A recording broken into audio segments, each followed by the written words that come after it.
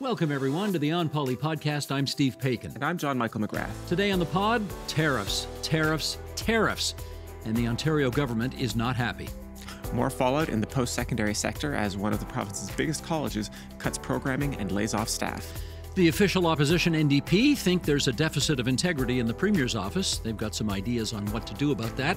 While the leader of the Ontario Liberals reveals documents showing the doctor shortage in the province is getting even more desperate. In your column, my column, I'll talk about how Ontario's Plan A for dealing with a new U.S. administration is already out of date. And I'll take a look at what must be a heartbreaking relationship between Doug Ford and Donald Trump. Once admirers, now frenemies. It's Friday, November 29th, 2024, so let's get to it.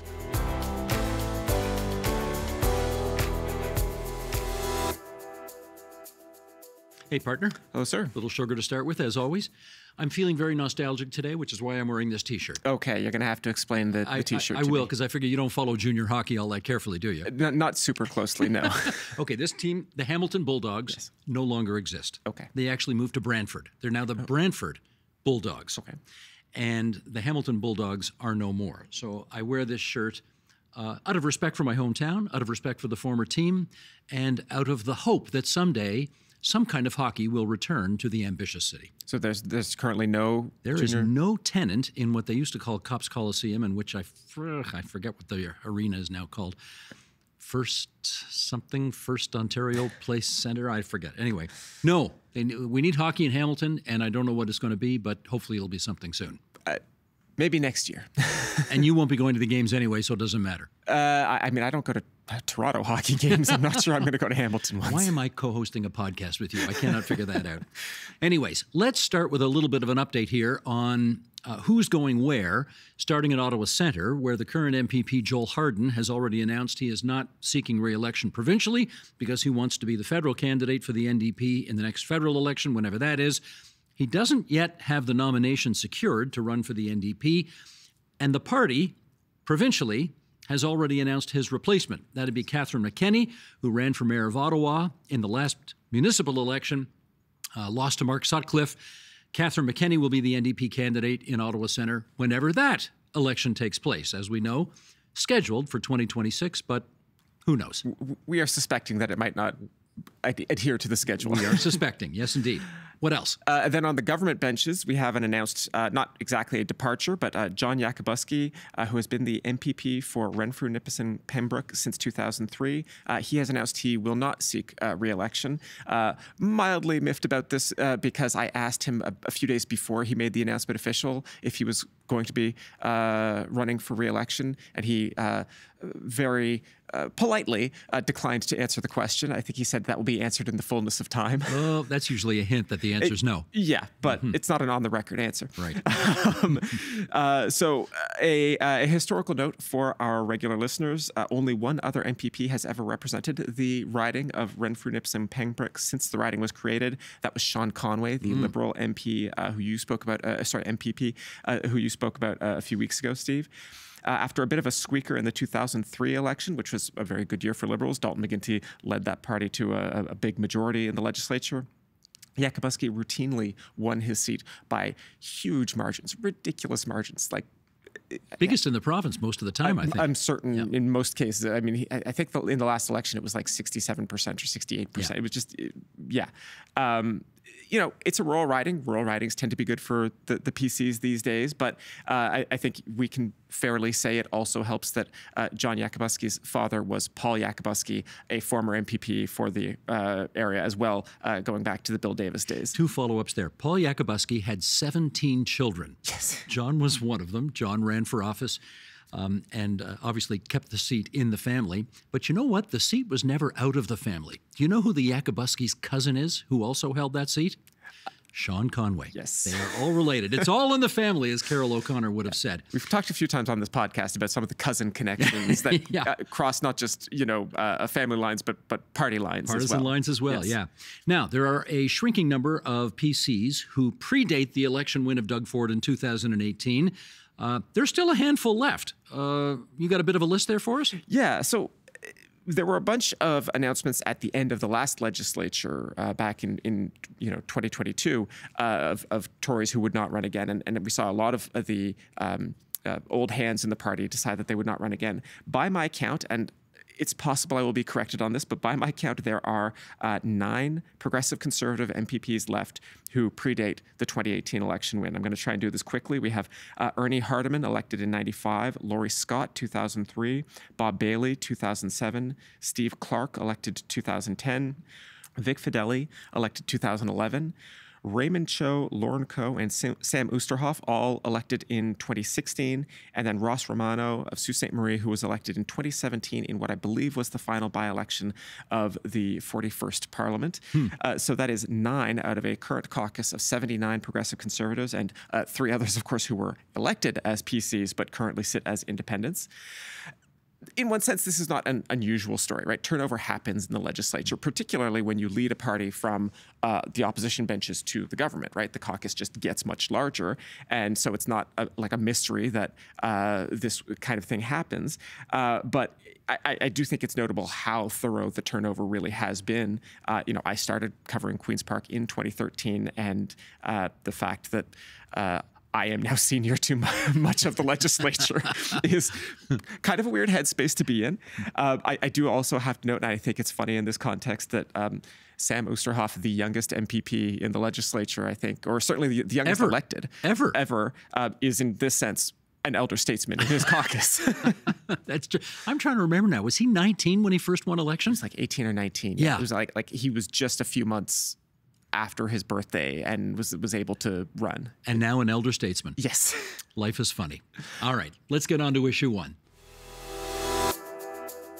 President-elect Donald Trump has said he will impose a 25% tariff on Canada's and Mexico's imports into the United States unless, he says, we figure out the situation with the border. He says drugs and migrants are coming across into the United States. Response to these punishing tariff threats has been swift. Here is Premier Ford. I found his comments unfair. I found them insulting. It's like a family member stabbing you right in the heart. Stabbing you right in the heart. That is from this premier, that is a very impassioned response. What now? Well, in one sense, of course, we've been here before. This will be the second Trump administration. So at the moment, we see the federal and provincial governments kind of returning back to a prior playbook that they used in the first Trump term. They've already held meetings with the prime minister and the premiers to discuss strategy. In the first Trump administration, it was very common for the premiers to work the phones with like governors of states on the border and to emphasize how much trade crosses the U.S.-Canadian border, how many jobs in their states rely on exports from our provinces, that kind of thing. The premier has said that if the Americans do go forward with tariffs on Canadian goods, then of course Canada would retaliate with its own tariffs. It is worth clarifying here that tariffs would be a federal decision and not something that the Ontario legislature could impose. But there's a category of things called non-tariff trade barriers, yes. And that's like what we do, frankly, with like a lot of interprovincial trade in Canada, where we make it difficult to move things from like Ontario to Quebec, for example. I imagine if the legislature got creative, you could figure out similar things to do with American-made goods. But at the moment, I'm not sure anybody has a ton of confidence about even how serious this threat will be. Like, will it actually materialize in January when the president is inaugurated? We're going to have to wait and see. Well, I'll tell you one thing I'm hearing, and that is I have heard from numerous people already, and I suspect that there are many, many more in Canada right now, who say if Donald Trump persists in punishing us with tariffs, we're not going to go to the States. There are a lot of people in Canada, obviously, who like to get to someplace warmer during the winter months. And if a lot of Canadians decided we are going to take our tourism dollars and we're going to spend them elsewhere, we're going to go, we'll maybe go to Europe, maybe we'll stay in Canada, who knows? That could have an impact on America's bottom line. Of course, the better thing would be for neither side to tariff the other. And sanity to prevail, but we shall see. Yes. So, a trade war is never going to be good. I think it would be fair to say just commonsensically that Canada has more to lose than the U.S. does. We are far more dependent on exports to the U.S. than the U.S. is of exports to us. But there are some industries where that distinction kind of doesn't make any sense, right? Like the auto industry being one where the whole structure of the auto industry, particularly in the Midwest, really depends on seamless trade across the border. And the parts are from everywhere. Yeah, absolutely. Yeah. Something like $500 billion in goods move across the border each year. A lot of that, of course, happens in Ontario particularly. I mean, a story I may have told before, but if you've never done it sometime, people should drive down to Windsor and then turn around and come right back up. But the drive on the 401 from Windsor to Toronto, you instinctively understand how much trade is coming across that bridge at the bottom of the 401 because you are just in that traffic, that truck traffic, the entire way. And when I made that drive for the first time, it's suddenly like you can know all the trade statistics, but then you're on the highway with all those trucks and you feel the commerce around you. So yeah, a trade war would be absolutely devastating to both to Canada and Ontario. Having said all of that, we do have to remember that in Trump 1.0, Yes. he did do, he said a lot of things. He said he would do a lot of things. And he announced that he was going to do a lot of things. We thought they would be catastrophic and then not particularly well thought through. He'd blast something out on social media, and then in the fullness of time, some of his advisors would talk him down off the ledge, and these things would not happen. That could happen this time too, presumably. Yeah, exactly. I mean, past performance is not a guarantee, but it's frankly all we've got to go on right now. I do think that there was a hope among a lot of Canadian leaders, policymakers, that somehow all the things that Trump had been saying for the last year wouldn't really apply to us. That, oh, well, sure, he'll talk about tariffs against China, but he doesn't really mean that he's going to put tariffs on Canadian goods. Like, why would he do that? We're so nice. We're so kind. And I think this week has been a bit of a wake-up call. I think we should understand that the president-elect means what he says, and that the next 4 years are probably looking a bit more fraught than they were. He does know that 210 years ago, we did cross the border, went down there and burned down the White House. He does remember that, doesn't he? I mean, I wouldn't swear to what he learned in high school history. And with that, we're off to issue 2. Sheridan College, one of Canada's largest post-secondary institutions, will see major cuts to programming and will lay off staff as they expect to lose $112 million next year. The cap on international students and chronic underfunding are the major sources of these varsity blues, if we can call them that. What else, JMM? This is tough news for Sheridan. No, absolutely. We suspect that this is just, one of several post-secondary institutions that have talked about the financial distress they're in. There's been some sort of alarming reports out of Queens in Kingston earlier this year. But broadly speaking, we have discussed before on this podcast the Blue Ribbon Panel that was created to look at the post-secondary funding crisis. The then Minister of Colleges and Universities, Jill Dunlop, who is of course now the Education Minister, she announced a $1.3 billion funding package for colleges and universities that amounted to about half or less than half of the funding that the panel had actually recommended. So I suspect are going to see more stories like this that a financial shortfalls, combination of declining enrollment and underfunding from the provincial government will be leading to program cuts. In the case of Sheridan, we are already seeing that. I believe that their really world-renowned animation program is likely to be canceled, and one is a bit maybe personal for both of us. I believe they're also canceling or shrinking their journalism program. Well, jobs for journalists today? Yeah, I mean, I was joking off camera that might be humanitarian. Right. Now, this, of course, is coming to a head because the federal government decided, in its wisdom, to reduce significantly the number of international students it's going to allow coming into Canada. Obviously, the post-secondary sector has been relying mightily on those international students who pay 3, 4, 5, 6 times as much tuition as domestic students. They've been relying on that infusion of money to keep their institutions alive. You've got to know, and you hinted at this a second ago, but you've got to know that if a big place like Sheridan is feeling the financial bite, then everybody is. I mean, there might be 2 or 3 post-secondary institutions in the whole province who may be, I don't want to say immune, but let's say less adversely affected by this, University of Toronto obviously being one of them. If this is the situation at Sheridan, I forget what we've got here, something like 21 universities, 24 colleges, then they're all feeling this big time. I guess one of the questions I've got is, you mentioned about the Blue Ribbon panel that was supposed to, well, that recommended some big time increases in transfer payments to these institutions. Why has it not happened?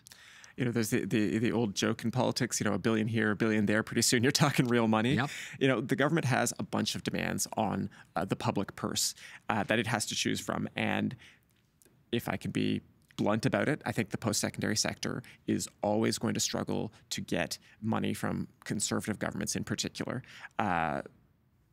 I don't think anybody in the Premier's office is going to lose sleep about cuts to the animation program at Sheridan. Now, maybe they should, right? Film, TV, even video games, these are all major employers in the province of Ontario. But at least at the moment, it does not seem to have grabbed the government's attention. And interestingly enough, this provincial government has, from what I hear, been good to the film and television, the content creation sector in this province. They're, you know, all the tax cuts and tax breaks that were in place are still in place, have been enhanced on. We've got just a ton of production happening, particularly at the waterfront in Toronto. So, you know, it's not like they don't understand how remunerative this is when it comes to that kind of thing. But here we are. Anyway, with that, we're off to issue 3.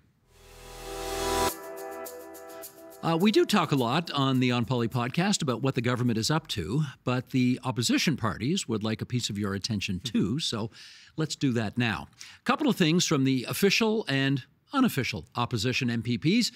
Official opposition and NDP leader Marit Stiles introduced a plan to close fundraising loopholes that have created, as she calls it, a cash for access culture in Ontario politics. Okay, what's this all about? So the NDP has filed a complaint with the Integrity Commissioner over ministerial fundraising targets and whether they violate the ethics rules. There have been complaints about the role of fundraising and particularly the role that parties ask MPPs and ministers to engage in when they do partisan fundraising. This goes back to at least Kathleen Wynne's time as Premier. There was a scandal, people may remember, that it turned out that Liberal cabinet ministers were being given some explicit numerical targets of the amount of money that they were expected to raise. This, I think, not wrongly, seemed unseemly to people.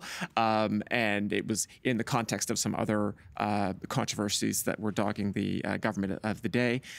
Kathleen Wynne brought in rules that effectively forbade ministers from attending these kinds of fundraisers.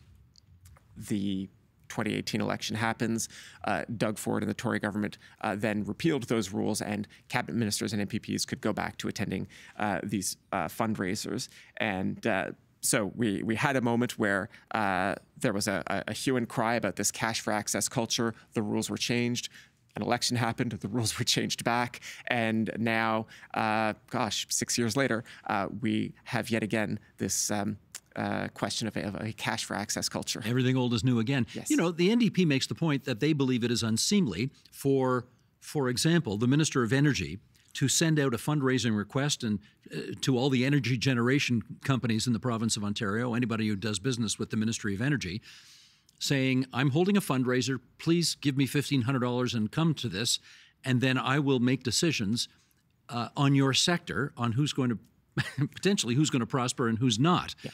The NDP says that is rife with conflict of interest, not just appearance, but actual, and they would like to do something about it. No, and it's easy to forget just how pervasive the provincial interest is in the economy broadly. I mean, obviously, the provincial government would like a growing economy, a rapidly growing economy, but like the detailed regulation of all sorts of business sectors goes through ministers' offices. And, you know, you want to be careful. I don't want to defame anybody.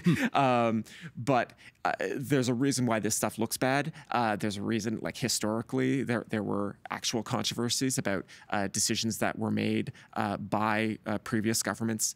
This government is, I will remind our viewers, this government is currently being investigated about questions about what they knew about the Greenbelt Plan and whether those people were campaign donors, that kind of thing. So yes, this is an issue that the NDP are raising. We will see what, if anything, the Integrity Commissioner says in response. Meantime, let's take a look at what the other, I guess, significant opposition party, although they haven't got very many seats down there, but the Liberals under Bonnie Crombie have had some Ministry of Health documents leaked to them showing some very concerning projections. And I'll just go through some of the numbers here. More than 2,000 doctors serving 3 million people in Ontario are on the verge of retirement. That's not good. Well, it might be good for the doctors, but it's certainly not good for the patients. More than 200 Ontario communities, think of this, more than 200 Ontario communities don't have a single family doctor living in them. More than 4 million people in the province are not rostered to their own family doctor. This is concerning. Right. I mean, that 200 Ontario communities number, I mean, there are only 444 municipalities in the entire province. So I don't know exactly whether communities is a perfect synonym for municipalities in this context, but it's a lot. It's a lot. There are huge parts of this province where it's very difficult to get a doctor right now. And this, of course, the Liberals are raising this. This is part and parcel of their attacks in recent weeks on the government's healthcare policies. We talked a few episodes ago about the Liberals raising how many people in a riding by riding level they were able to break down that data and show how many people don't have primary healthcare providers. Of course, the Liberals were good to emphasize how many conservative ridings or how many people living in conservative ridings, rather, are going without a family doctor. Fair time for the government here. It is not like they are doing nothing. They are building new medical schools, funding new nursing programs. Those take time to actually graduate new practitioners. They did also announce this week that they are expanding the medical services that nurse practitioners can provide. Nurse practitioners are a class of nurse that generally have, they are able to do more medically than a registered nurse would be able to. They don't necessarily need to be supervised by a doctor to provide certain services. That is another way of making medical care easier to access, at least for some people. But this stuff all takes time. And this just highlights how important the work is that Dr. Jane Philpott will be doing for this government. She, the former federal health minister, former Liberal health minister, tasked by this progressive Conservative government to come in, take 5 years, figure out a plan to make sure that every Ontarian has access to a family doctor. Let's go, right? Okay, and with that, time for your column, my column. And it's time now for our regular feature, Your Column, My Column, in which JMM and I reminisce about the columns we wrote for the TVO website this past week. What's on your agenda, sir? Well, we've got a bit of a daily double, I think, between the two of us, because we're both talking about Trump and tariffs and what it all means. And, one of the points that I wanted to make in my column is just that you could see that Doug Ford had what I'm going to call like the plan A after Trump was reelected. Or do we say elected for a second time or reelected? It's complicated. The premier made a lot of noises about, what I'm going to say, making a separate peace with the incoming administration and frankly being willing to cut Mexico loose out of the continental trading bloc if that would preserve Canadian jobs. And you know what? For the job that Doug Ford has, which is protecting Ontario jobs, like whatever else you might think about it, I can see why he thought that was the right calculation. But I think the events of this week show that it didn't work. And that, and Doug Ford is certainly not alone in this problem. We were just talking about how I think a lot of Canadian policymakers are in the same boat. But I think the events of this week have shown that it was wishful thinking, and both Ontario and Canada need a plan B, and probably soon. And I look forward to reading your column on plan B whenever it comes forward, because I bet you're going to want to write about that if I know you. I suspect I will, yes. I know. How about you? Yeah, you're quite right. We both went for the Daily Double this week. I also wanted to circle back to the Trump-Ford relationship. We heard the clip earlier of how heartbroken this Premier of Ontario is because he thought he had a special relationship with the incoming president of the United States, and clearly he does not. I think it's also fair to say that in Doug Ford's first term, we're going back to 2018 now, he very much modeled his premiership on the style of leadership that Donald Trump was presenting Americans with at the same time. Trump, of course, was the president at the time. The joke about Doug Ford was that he was a bull who brought his own china shop with him wherever he went. The premier quickly learned, to his credit, I would say, that the vast majority of Ontarians don't like Donald Trump, don't think he governs well, don't like his style of governing. And as a result, Doug Ford, over the course of time, 6.5 years now as premier, has become much less bombastic in his populist rhetoric. He's really toned that down. And as we have seen this past week in particular, his fawning over Donald Trump has become a lot less as well. I have no doubt that if he had a vote in the last American election, Doug Ford would have checked the box beside Donald Trump's name and not Kamala Harris's name. I think the premier is probably also wondering these days whether, despite his admiration for Trump, we might not actually have been better off under a President Harris, given that, and I think I'm on solid ground saying this, I doubt President Harris would be threatening Ontario and Canada and the rest of the world with 25% tariffs right now, threatening to bring our dollar down to 50 cents US, et cetera, et cetera, et cetera. So, a tough time for Doug Ford right now in these regards. Yes, just on your point, this is another case where I would say, you needn't have been terribly surprised by Trump's actions this week. And also, I think you would be on solid ground predicting that Kamala Harris would not have imposed these tariffs. And in both cases, you can just look at what they've been saying. Yeah. Right? Yeah. Harris ran against Trump's tariffs and, calling them she called them a massive working class tax increase, that kind of thing. So, which is what tariffs are at the end of the day. They are taxes. They are taxes. At the end of the day, eventually someone's got to pay for them. That's right. Now, we are chock-a-block full of content this week, so no letters to the editor this week. We're going to save those for next week, and we'll just sign it off right now. That is the onpoli podcast for this Friday, November 29th, 2024. You can follow our show on Apple Podcasts so that you get notified each time a new episode is available, and you can see the video version of the podcast on the TVO Today YouTube channel. Any feedback you have, we're happy to hear it, good, bad, or indifferent. You can write us an email at onpolitics@tvo.org. Please include your first and last name and where you're from. This week's episode was produced and edited by Matthew O'Mara, video editing by Colin Kish. Production support from Jonathan Hallowell and TVO's digital media services team. Our managing editor is Katie O'Connor. Lori Few is the executive producer of Digital. John Ferry is the vice president, programming and content. Special thanks, as always, to our studio crew. Don't we usually do this on camera too, Sheldon? Yes, there we are. Our studio crew for getting the set all in shape. And I want to give a shout out today because last night we were at Victoria College late because we did a TVO Today Live with Margaret Atwood, and the guy who was responsible for all of the technical rollout of everything is a guy named Mark Ford, hardest working man in show business. So Mark Ford, good on you last night for making it all happen and how you make it happen here every day. And until next Friday, everybody, bye-bye. Bye-bye.